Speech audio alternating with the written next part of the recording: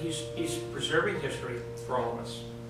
He's written a number of books, and I have a whole list here, but and I'm sure Michael will tell you about them too. But if you ever have a chance to get a hold of one of his books, make sure you get his signature.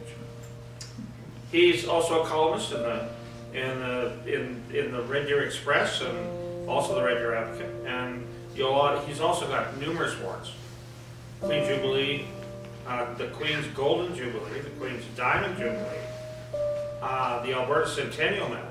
No, he wasn't here at the beginning of Alberta. I'll let you off the hook there on that, Michael. Actually, it's a rather unique story about Michael. He went to school with Julie and John King, and he met John in grade 5. I tried to get a hold of John to bribe some good stories about Michael, but obviously as a very good friend, he wouldn't let the cat out of the bag. But one of the things I have to say about Michael, I've heard him speak a number of times, but when he speaks of history and speaks of what we have done and what's happened in our area in the past, you go through a process of almost reliving.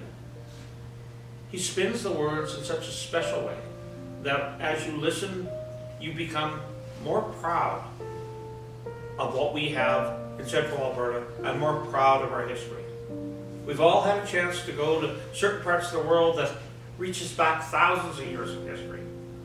We have a very small history, but when it's told by Michael, it becomes our history and a special history for all of us. At this point, I'll introduce you, Mr. Michael Dawe. Nice when he was just talking to Dennis about that. You know, one of the reasons why it's so wet, and particularly in the spring around Penhold, is this is the last vestiges or remnants of glacial Lake Red Deer. So as the great glaciers melted, this was a huge lake through here. Now it makes for wonderful farmland because you have that magnificent alluvial soil.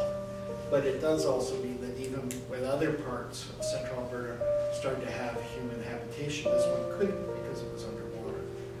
And it wasn't until the Red Deer River cut a new channel through what we call the Dawe Hill, the big ridge that's east of the city of Red Deer, and cutting the channel, that suddenly that all drained out of here and went down to the southern Alberta and into the South Saskatchewan River Basin. And this area then started to emerge from the water. But, you know, who were the people that were here? If you talk to the First Nations, they just say, well, they were the old ones.